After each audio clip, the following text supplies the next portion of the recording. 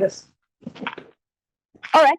Thank you so much for the introduction, and thank you for the invitation as well. It's my great pleasure to share with you some of the techniques in quantum algorithms, which I personally find pretty cool, and I find it pretty useful in different kinds of scenarios. It can be Hamiltonian simulation, can even go beyond Hamiltonian simulation. However, throughout my talk today, I will mainly focus on Hamiltonian simulation. I will talk about maybe how to apply these techniques to Hamiltonian simulation. Just bear in mind that these techniques are widely applicable to other kinds of problems as well. So just to do a little bit cool, just to get some interaction to warm up the room, raise your hand if you are experimentalist. Oh, quite some. Okay, raise your hand if you are serious. Wow, great. Okay, so just a little bit warning, this is going to be a theoretical talk in the sense that I will have mathematical equations. That's mathematician, that's what I do. But I will try to explain and show the work, show the step as much as I can. If at any time, if you have any questions, just raise your hand, ask a question, or just shout out, just like, please stop, I don't understand, repeat it. I will be happy to do that. So I will be using the slides, but if there in any cases we might need, why keep zooming out? In any cases, if we might need some more explanations, I will also write down some on this side, and I can write down some equations. So let's get started. I have 2 lectures, and I decided to talk about 2 techniques. These are, again, general techniques, can apply to a wide class of problems, but I will talk about their applications specifically to Hamiltonian simulation, which I guess since it's QSIM, and many people already have many experience with Hamiltonian simulation. So but this, I guess, could be from a little bit different perspective. Lecture 1 will about numerical analysis techniques, in which case you may see quite some equations and error bounds, how you prove the complexity of an algorithm, and so on and so forth. And the second lecture will be more on like this type of block encoding, which is a notion invented back around 2018, 2019, for you to think about how you can construct new algorithm and some quantum circuits. So I find them both very cool. That's what I'm going to discuss with you. So the first lecture is I'm just going to define what is Hamiltonian simulation, which I guess we all know. And then I will talk about the expected cost. And then I will introduce to you 2, I think, very helpful numerical analysis techniques. All right, where shall I start? Well, I guess many of us are physicists in the room, and maybe some applied mathematicians. So I'm going to discuss a little bit about different levels of dynamical physics, or like physical laws from different levels. So let's just say, here I have an object. I gave it a force, and then there is acceleration, there is a moment. What kind of law is this? Well, anyone want to interact with me? No. What kind of physics it is? Exactly, it's a classical mechanics and the Newtonian second law, and this describes many everyday objects. And we all know that, okay, if we look at things that are much smaller scales, we have the Schrödinger equation, fine. Now let's think about things that are much larger. Well, for example, how do you send an airplane into the sky? What kind of, say, dynamics do you want to study? Fluid dynamics. I have Navier-Stokes equation, Euler's equation. That's exactly true. And now let's think about somewhere in between. See the rarefied gas. Let's study the gas in the room. What kind of dynamical laws that is? Kinetic equation, Boltzmann equation, statistical mechanics, and so on.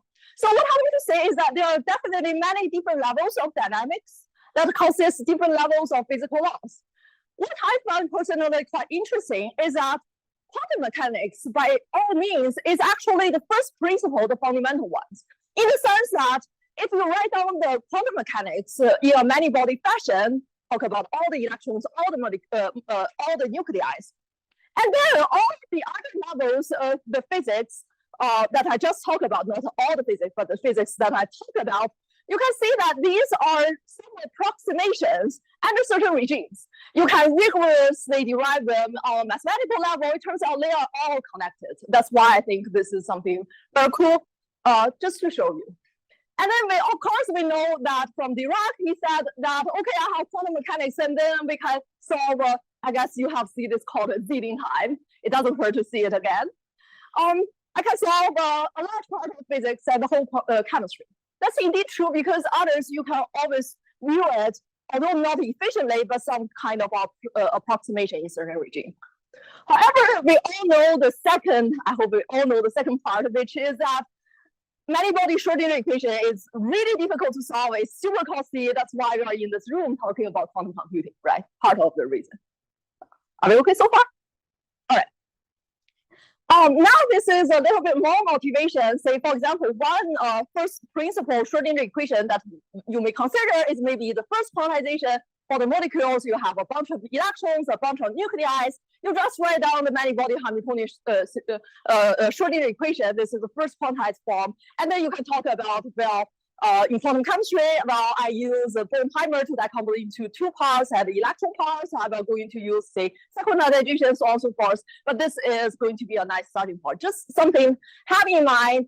The difficulty of this problem is, of course, this differential equation is terribly high dimension. That's what's forbidden us for solving it very efficiently. This is just some motivation. All right. Now I'm going to get down to the earth to define concretely what kind of Hamiltonian simulation problem that I'm talking about.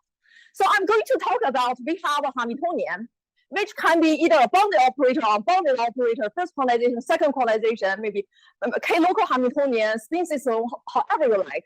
It's a Hamiltonian that could be potentially time dependent. Maybe there are some control terms.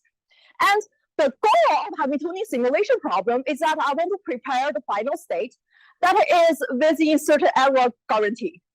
So concretely, what we have in a time independent scenario, just I'm going to focus a lot of time independent scenario for simplicity, but the techniques I'm going to discuss in the whole first lecture and the first part of the second lecture are all going to be applicable for general time dependent dynamics.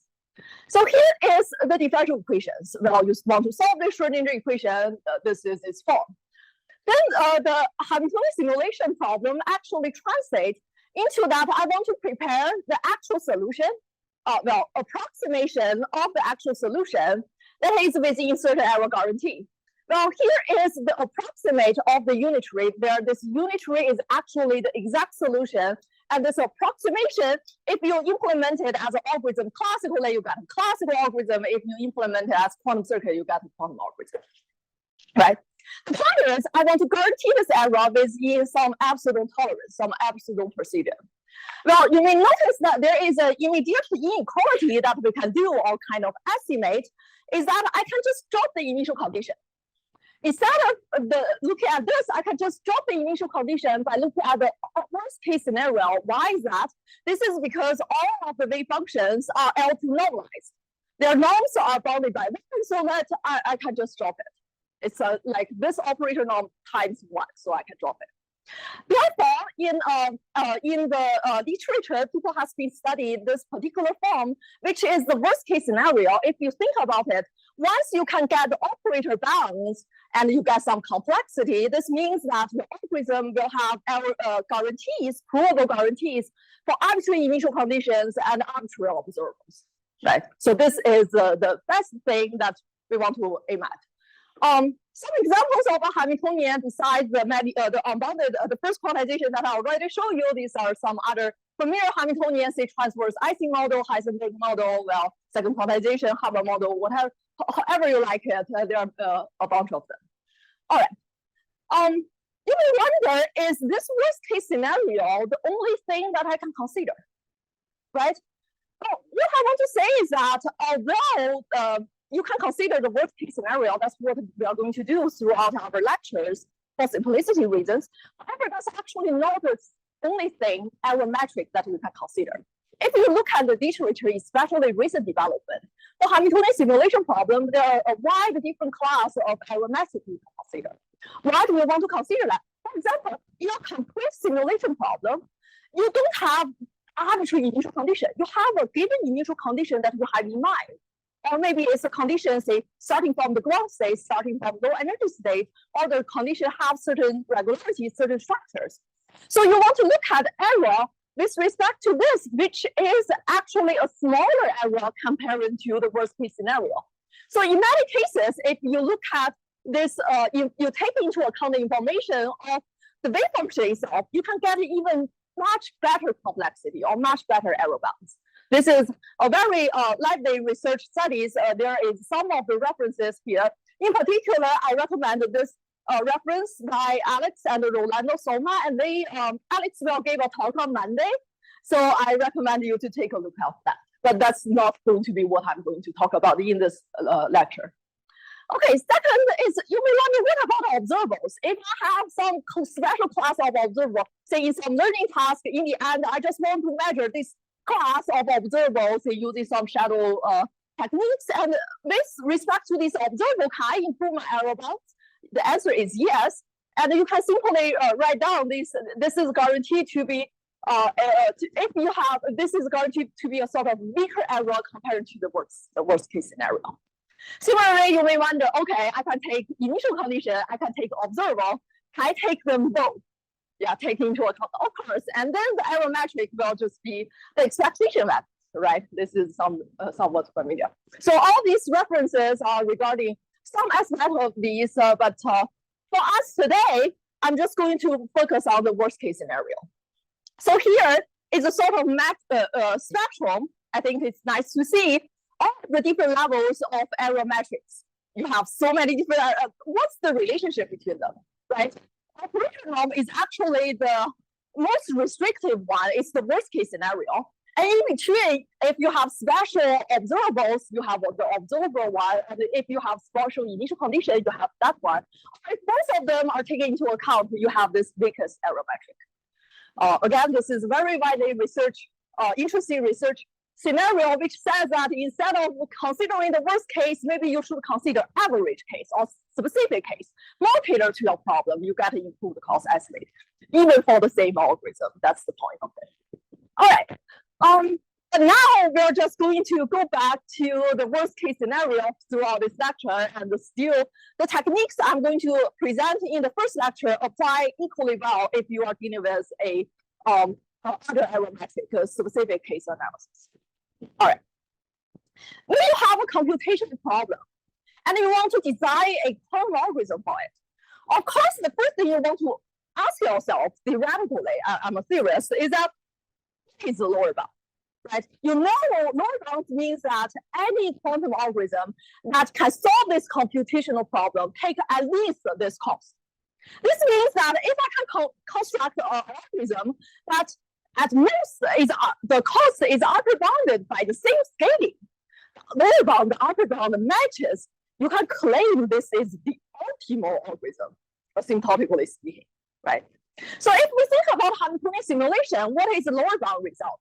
This very famous no fast forwarding theorem, well, it's a proof you can find in these references. This is an informal discussion because it depends on different Hamiltonians, and this takes a slightly different form. But the point is that if you want to do the time evolution for the Hamiltonian up to t, the cost is at least, this omega, it means at least linear et. So this is no fast forwarding theorem, and you cannot go across beyond, say, the physical scale. This is what we are expecting. All right. The second question is, okay, now I know what's the target for my quantum algorithm. This is the complexity that we are aiming for, getting closer and closer, hopefully match the lower bounds. What about the complexity classically, right? Why do we care about it?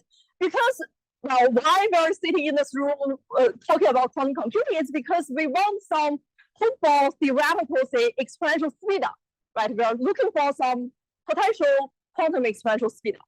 If you solve a problem, or even on a theoretical level, forget about hardware implementation, even on a theoretical level, it's already classically simulatable, then now it's still an interesting problem, but may not be the best problem to study, right? So what's the hardness in terms of Hamiltonian simulation? I just want to remind you a little bit about this exponential quantum advantage. I'm talking about it from a theoretical level. What it means is that if you really want to claim it, say in your paper, you need to show at least two things. Number one is that you have a well-defined computational problem. You have a good quantum algorithm. You can rigorously bound the complexity, the cost, and it's bounded by, for example, poly in terms of n, where n is the number of qubits. On the other hand, you need to show this problem is classically hard. How do you show that? Well, there are two acceptable criteria. The first one is that you compare the best possible classical algorithm. These include all the deterministic algorithm and all the probabilistic algorithm. Especially these are acceptable if this computation problem is a widely studied problem, such as, well, integer factoring. For first algorithm, it has been studied by so many people in different fields for so many years, and we know that the complexity classically, the best algorithm is e to the, say, n of 1/3 and some polylog term. So this is something that one can believe. You need to compare to the best case scenario. You cannot just create your own computational problem and then create your own classical algorithm and you say, okay, probably I beat that one exponentially. No, you cannot claim that is an exponential speed up, right? All right, what about the other criteria? The other criteria is a bit computational sciencey. If you're a computer science person, you may be happy with this, is that you can show, if you were able to show your problem is BQP hard or BQP complete.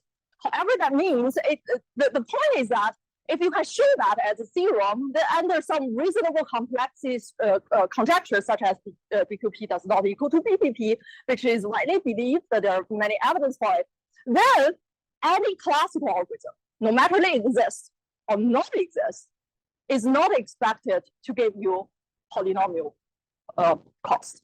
So either one of these is satisfied, you can sort of claim a victory at least on the theory level. So where does Hamiltonian simulation stays in? Well, it's BQP hard. It's proven, and in Finland, this very ancient paper, it's pretty nice, it's BQP hard. Okay, so it's a nice problem to work on if you want to get an advantage.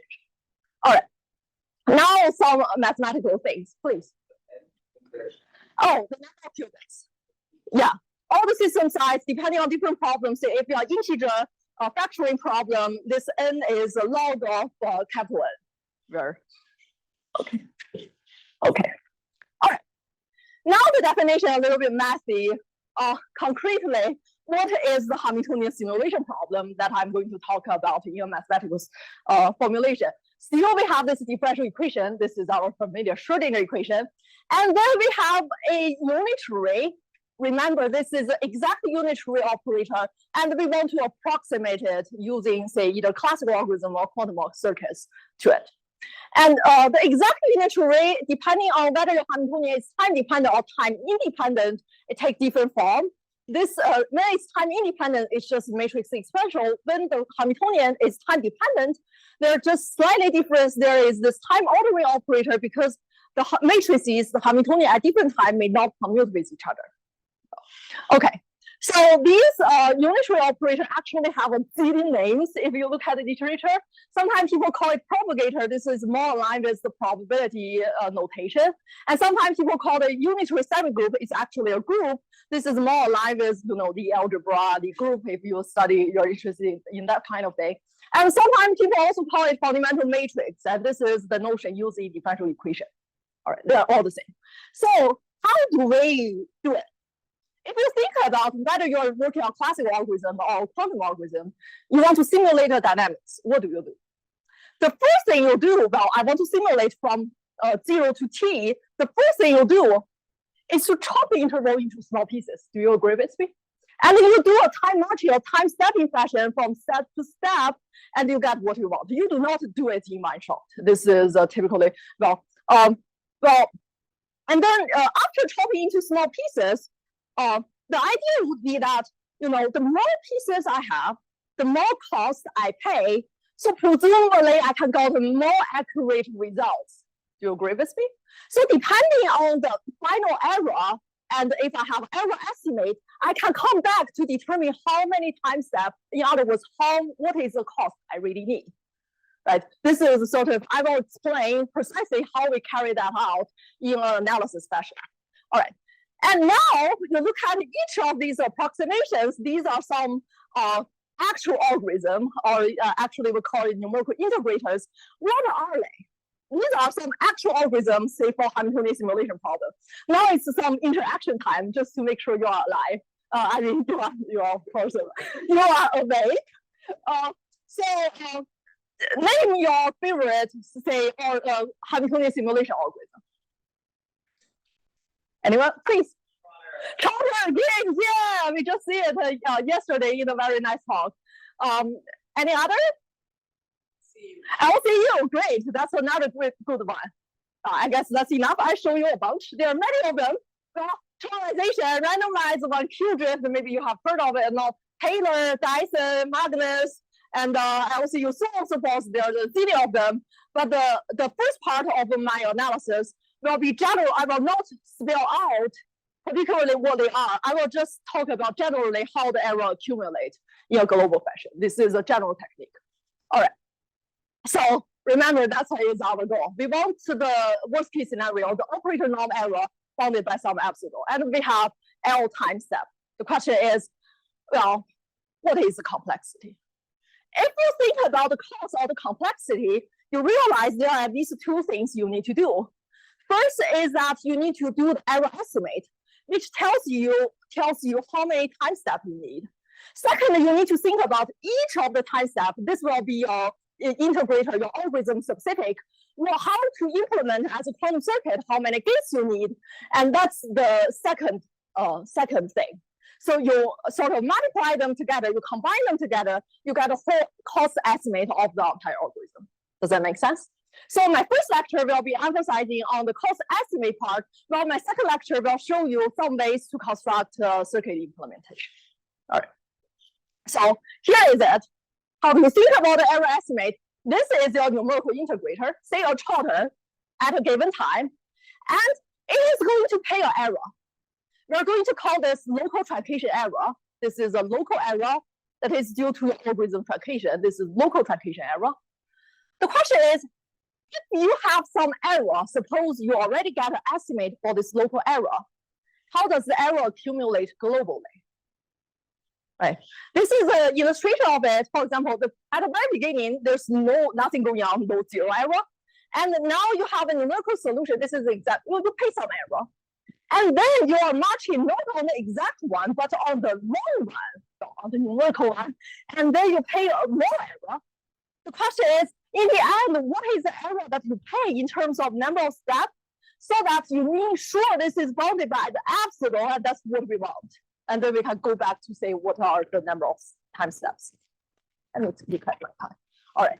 So there are two questions that we need to at least to answer. First is, what is the local error? Second, how do the local error accumulate globally?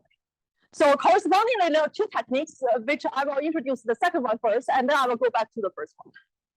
I just want to say this works essentially for any dynamic simulations, classically, quantumly. It doesn't have to be Hamiltonian simulation. Open quantum system, linear Bladian, I mean, even differential equations, nonlinear, linear, you can all use this type of techniques. It's fairly general. So if you think about Mandy's talk on QSIM is mostly on simulation techniques. These techniques can be seen like can be applied everywhere. All right. Okay. How do I get from local to global error? Again, I have this. There is a local error that I pay. Suppose the norm is determined as E, where this E means the error. R means the remainder due to some truncation. All right. How does the error, oh, I'm supposed to do an interaction. Oh, let's pretend we didn't see that. Imagine each of the time the error is EJ. How does the error accumulate? What do you expect? Since you already see the answer. The answer is the error accumulates in a linear fashion. There is a condition that I put here where I said if your algorithm is unitary, say trotter is unitary, but there are other algorithms, say LCU type algorithm, Taylor series may not be unitary, which I will show you what's going on later. So, okay, a linear, how do you prove this? Messy, but it's not too difficult. That's work out. So this is the first thing that I just write it out. I'm just going to add a term and minus a term. You see like this, the blue, the green part are actually the same.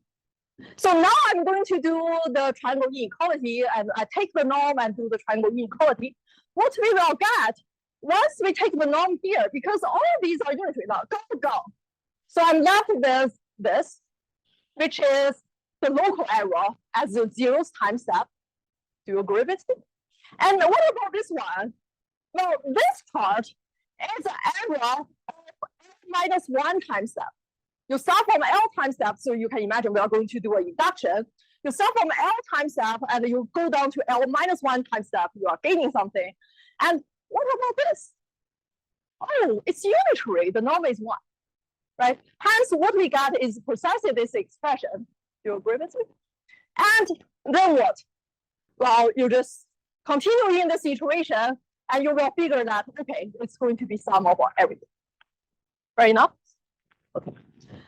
Just to say that in this analysis, although I'm talking about local truncation error with respect to algorithm, you can imagine in a circuit, unitary circuits, it doesn't have to be dealing, well, this analysis works equally well, even if you are not talking about algorithm. Maybe you have a number of gates you are applying, and each of the gates you pay some error, say from the experiments. How do you analyze the error accumulate after L time step? You do the same analysis. And you agree with it? All right. Now, some remarks. Number 1, does it really make sense, right? I said, well, larger L, more cost, smaller error. But the error accumulates linear. Oh, what the heck is going on? Do you agree with me? The thing is that we haven't talked about what is this local errors. So typically, if you look at each iterator, they will be, okay, first order trotter, second order trotter, piece order trotter, however algorithm has an order. The order means that this P, which means that the local truncation error for piece order algorithm is going to be P plus 1. So when you work out the algebra, you will see that you get delta T to the piece power. Well, delta T is the T divided by time step L, so that L is actually on the denominator. So there's absolutely no contradiction. Are we okay so far? Now, if this is the case, generally, if you have a piece order algorithm, what is the number of time steps or the complexity or the cost you need? Well, we call this inequality. This is precisely what you have. So for example, if you look at each iterator piece order algorithm, this is precisely what the conclusion will be. Generally, no matter what algorithm actually integrator you are using, this is generally the case. All right. Now, I have another important question. I said that these algorithms, suppose these algorithms, each of the time steps is unitary. You may wonder, what if my algorithm is not unitary? Right? So one question, do you think I still get the same bound?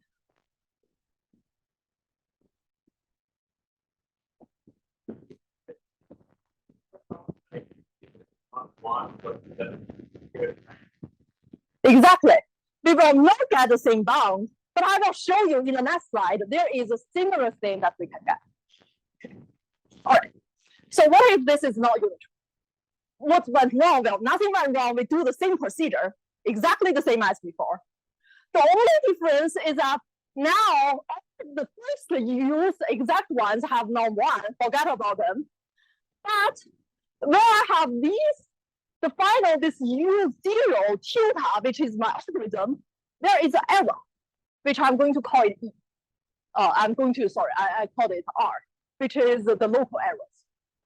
Are we okay with? I'm saying that this is the algorithm.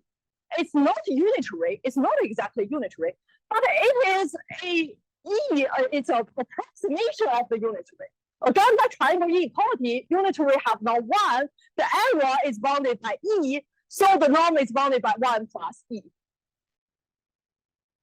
No, you are following shake if you are not. All that I'm saying is, okay, let me say it again. All I'm saying is this, I want to bound this. This guy have norm 1. And I know their difference have norm R. So what is the bound upper bound for this guy? 1 plus the difference, right? That's what I'm writing here. 1 plus r. Okay. Now what? Well, again, you can continue this iteration and so on and so forth. You will figure you got a geometric series, which we know by some algebra, which I will not show you, I believe. We can work it out. This is what it is. Oh, we don't get to say R times L, which is a linear accumulation we want. So this form is accurate, but it's pretty difficult to interpret. So I'm going to do some further estimate inequality. Either you hate me for this, or you like you see it once and you forget about it. You don't worry, you remember the result, and that's fine. So the first estimate I'm going to do is I'm going to take this inequality. I will multiply this 1 over r times another r, and use the fact that this is from calculus. This guy is bounded by E. So I get ERL. And the second step I'm going to use, again back to calculus, is that I'm going to use the mean value theorem for the function e to the x, where this value is evaluated as RL as the x value. So here, the value is evaluated as x equals 0. So there is some messy thing you can do. The point is, this is the expression you get. You get linear accumulation almost, just that there is some exponential factor.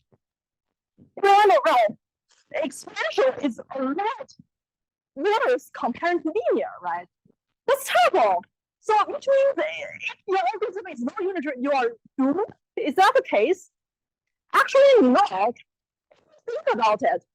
Well, you want this area to be bounded by epsilon. Let's imagine the following scenario. I take R times L is roughly the order of epsilon.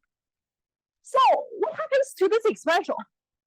It's going to be bounded by some constant. So you are constant away from what you actually need. So still in the error estimate, you do the exact same estimate. You only need to care about R times L. It's bounded by epsilon. And you get the same cost estimate as what we had before.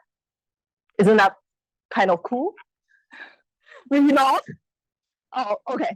This is the first trick that I want to show you, which I personally find it kind of cool. And if you have other things, say classical algorithm or maybe some other types of errors, you can do the same techniques.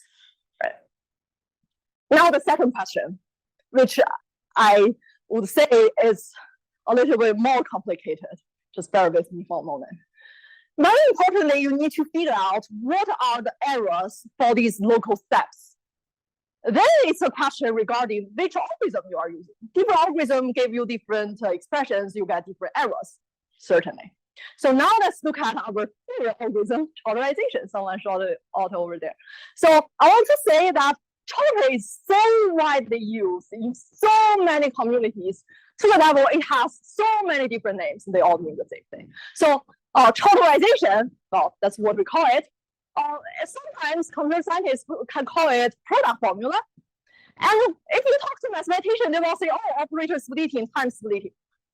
They're all the same. You search in the literature, you by all these names, you find they're all the same. Okay. So to illustrate the idea, let's look at the first order chopper, which we have already seen yesterday.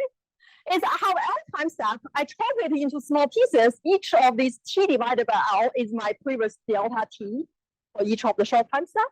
I'm just applying H1, H2 alternatively. You may wonder, would I have more terms, H1, H2, all the way to H1000? You just apply them one by one, right? Okay, so just a little bit about history. I think it's interesting to mention. This is actually the most ancient algorithm. It's a classical algorithm at the very beginning.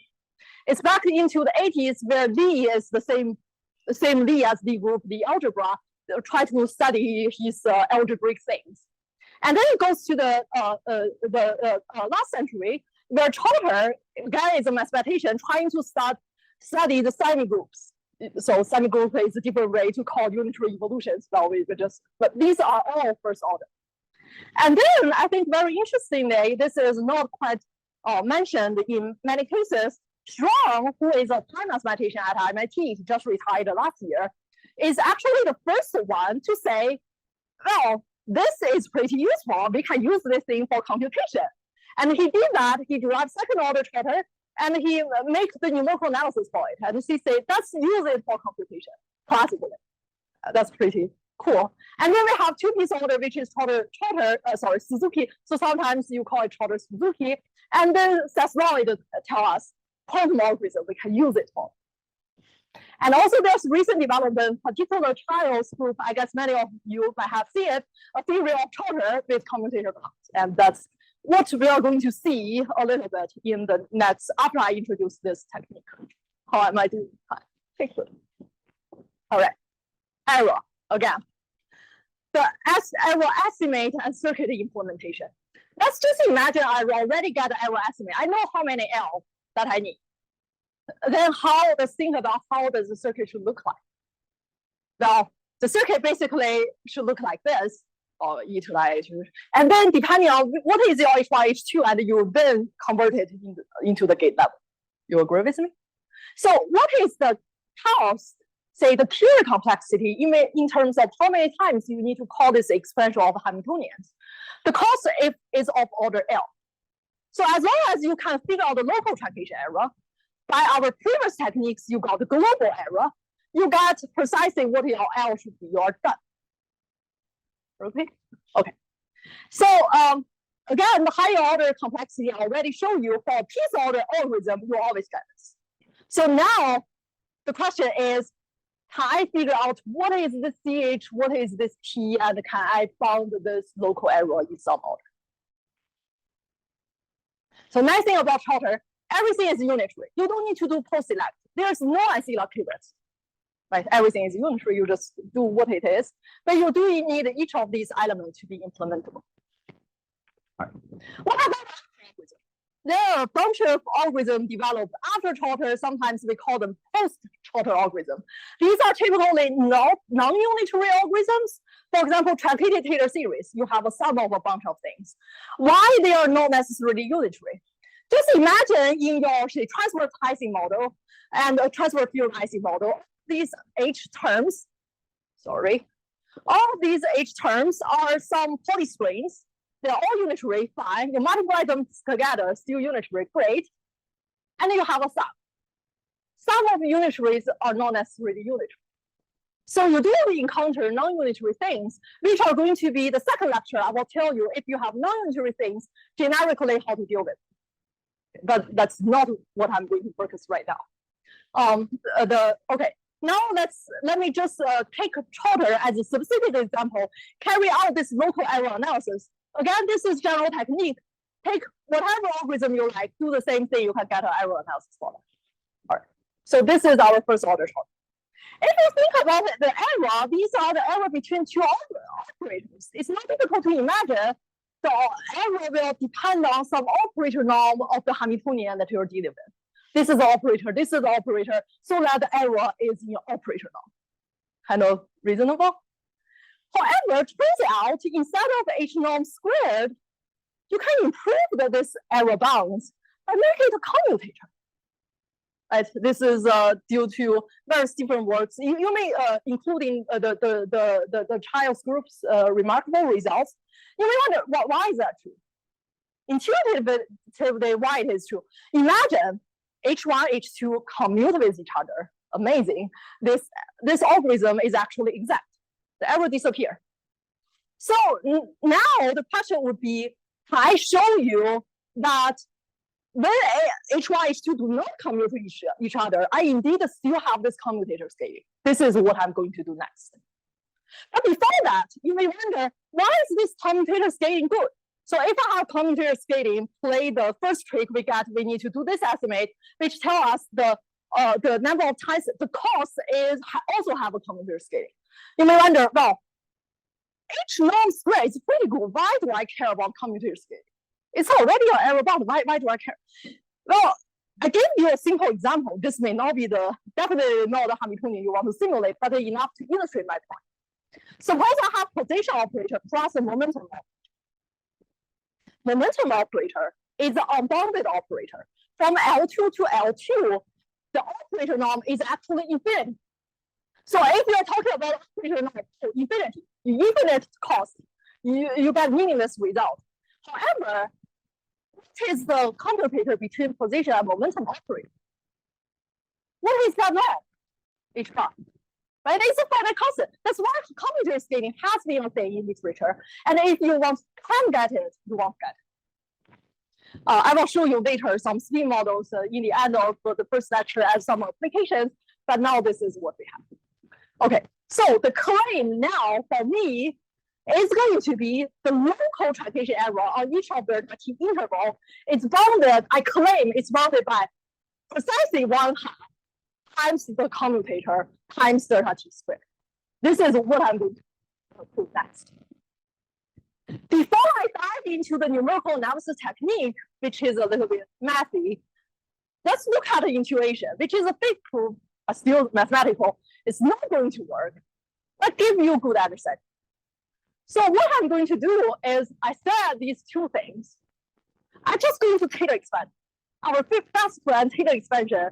Just try it out, mesh term, and see what happens, right?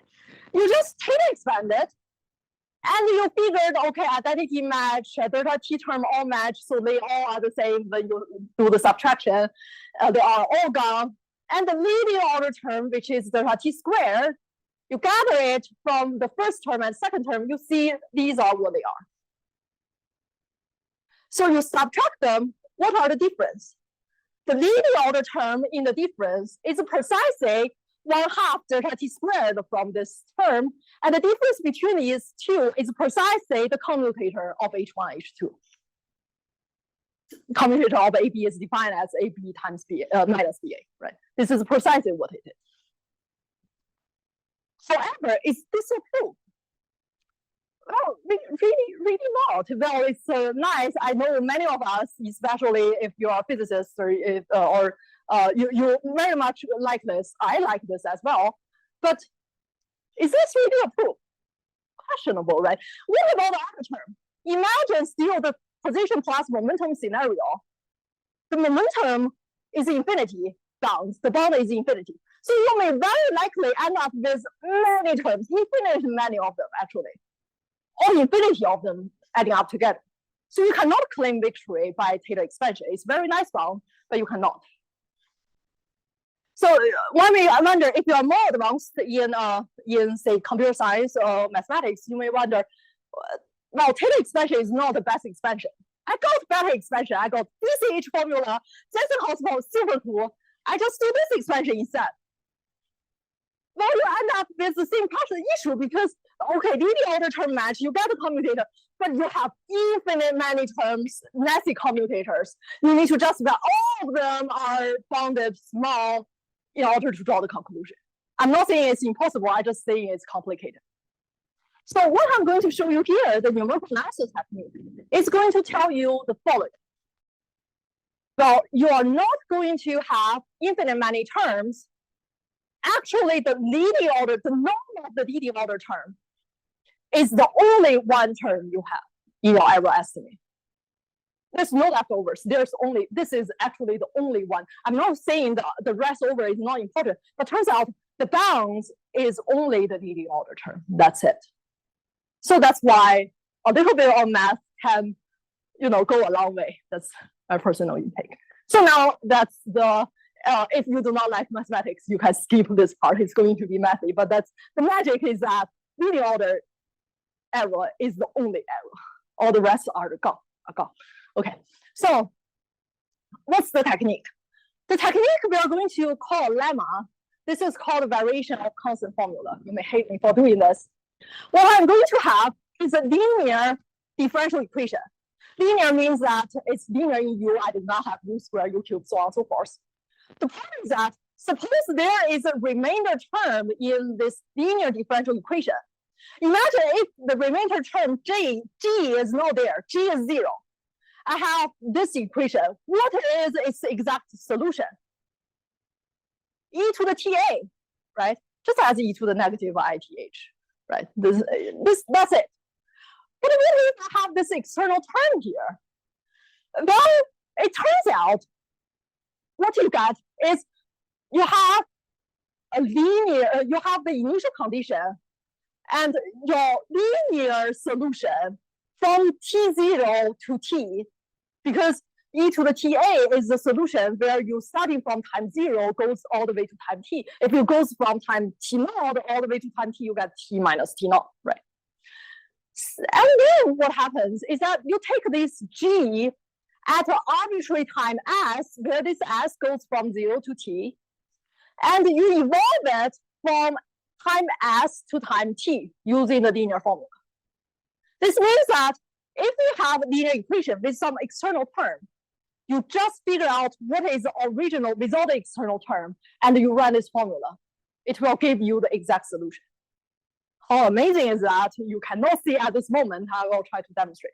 Just some remarks. First of all, it works for general cases. A of t doesn't have to be, at negative IH, doesn't have to be time independent. It can work for general cases. These type of formulas hold. You may wonder, well, this is not quite in the Linder-Blading form. What if I have Linder-Blading form? I have left multiplication and right multiplication as well. Well, there is a similar thing holds as well. And what about PDEs?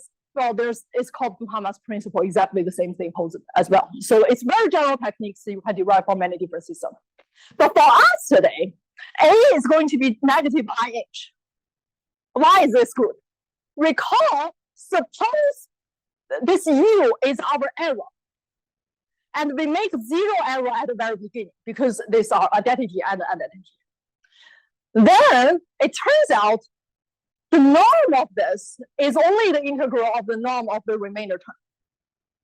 So whenever you have something that has time and you want to estimate the norm,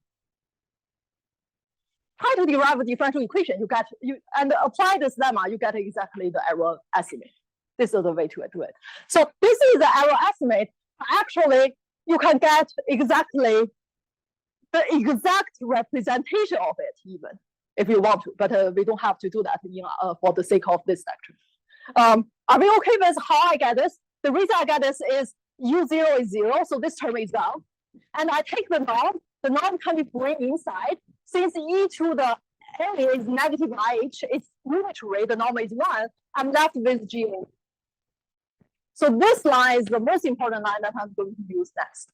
So the point is, again, if you have time-dependent thing, you want to estimate the norm, derive a differential equation, you got it. Okay. All right. Now, there's different ways to prove it. I will just show that I can verify it. So I will just be quick and just trust me, this is something can be verified. One is that I have the expression. I can take the derivative. If you take the derivative of the first one, because of the chain rule, you get A in front of it. The second one, there is 2 t's. One is in the interval, the other is in the integral. So correspondingly, you will have 2 terms. The first term coming from taking the t, so it gets plugged in, you get g of t, and the second term coming from the derivative of the integral. Well, there is some multivariable calculus, but just trust me, this is true. And the theorem is not important. The only point that is important for the rest of this lecture is that if you have norm you want to estimate, you have the differential equation and use this. Are we okay? Is there a question? I'm not using the right now is not the operator. I'm saying I should have used E. So U now is the difference between the actual and the exact one. What I'm trying to say is you have the exact one, which I know satisfies the Schrodinger equation. If you can derive, which I will show you soon, the algorithm also have a differential equation. You subtract them, you get the error satisfied differential equation, and you can apply this. Yeah, this is a general theorem where U is not the curly U we have seen before. Now, what? Okay. Here is what I just said.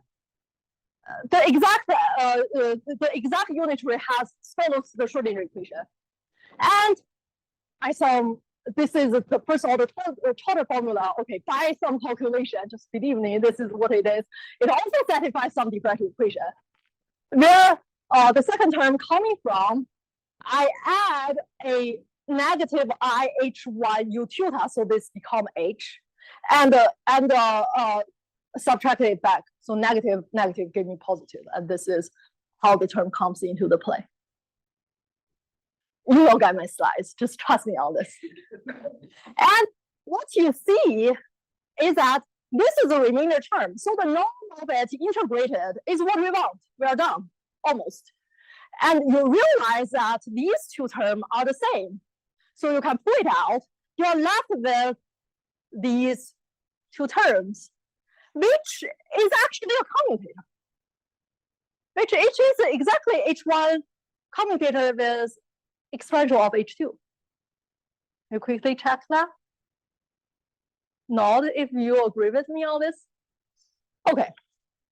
So we know that by our previous theorem or result, we know that, okay, the error, I only need to estimate the integral of this remainder term.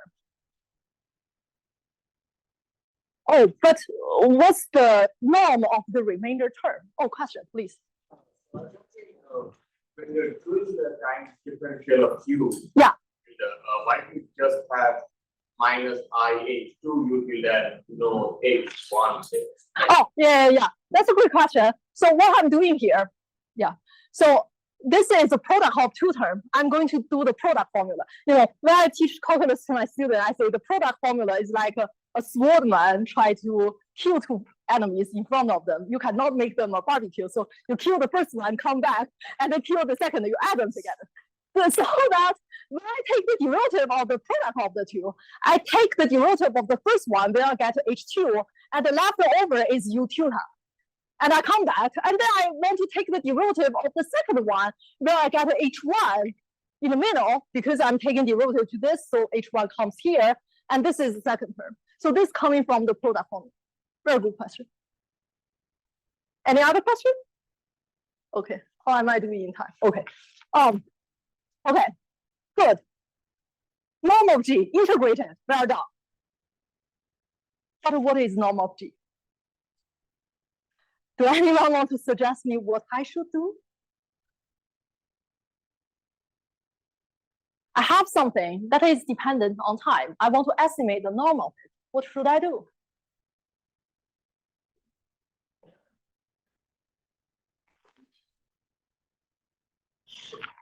Derive the equation point.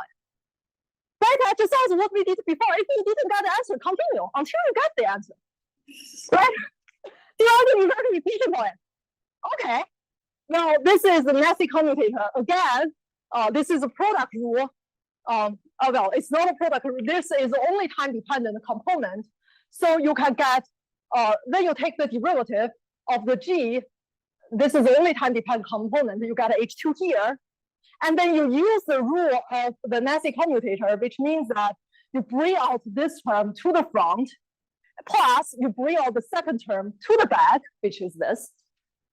Some algebra, but it's doable. The point is, whenever you want to estimate a norm of something that is time dependent, do the differential. Okay, so now you have this. Negative HI, well, this is unitary. Again, fits in the form of our previous discussion. And you have left over is this. So G's norm is upper bounded by the norm of this guy, integration in time. What is the norm of this guy?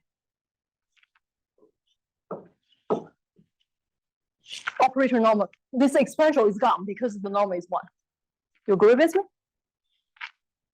So this is what I got. Now go back to the local tripation error E delta t. What should that be? Integrate it again. As integrating again give you 1/2 delta t because you are integrating from 0 to delta t. So conclusion, magically, the leading, this is not always the case, but for Trotter, the leading order term, the norm of that is actually the only term you have. No higher order term. They're all gone if you do this type of analysis. Okay. I think I'm doing good on time. Here is some exercise, which using the analysis that I told you, you are already ready to tackle. But if you're interested, you can discuss with me. The point is, what about H is not just two terms, you have a bunch of terms. You do the same thing, just when Trotter, you Trotter first one, second one, third one. So when you derive the differential equation, you step more people instead of just you. You take the product formulas, product rules of each of the individual terms and sum all of them. And it can be figured out. Exactly the same analysis. And you may wonder, what about two-piece order Trotter formula, which has more H1, H2, exponential H1, H2, and so on and so forth. So the point is, now it's doable using very similar techniques by some, together with some reductions. And then you may wonder, what about time-dependent cases? Well, suppose there is a time-dependent H1 and H2. It turns out, if you just write it in a formal way, notice neither these are some actual algorithm because the time algorithm is implemented in certain fashion. But the operator norm, sorry, the errors can be proved in the as the between the time. So all these have to trust me, definitely using the techniques for others, open quantum system, not different expression equation, linear, nonlinear, similar techniques can work. Just focus, instead of focusing on the operators, you focus on the actual solutions, the same reductions and the equations covered. Okay. Anyway, in the last 4 minutes, just let me show you the example. So I'm trying to say, commutator scaling is really good. I used a position plus momentum, a unbounded operator example. You may wonder, I just care about spin system, right? That's our cool system. Does the H norm square versus commutator make any difference? If there's no difference, I don't care, right? So there is a difference. So here is a simple example of transverse field Ising model. I'm going to say this is H1 plus H2. Let's think about how you do implement H1 plus H2. Well, when you implement H1, all the Z strings commute. So the sum of them, their exponential, is the same as I do exponential of each of them, multiply them together, right? How do you implement each of them?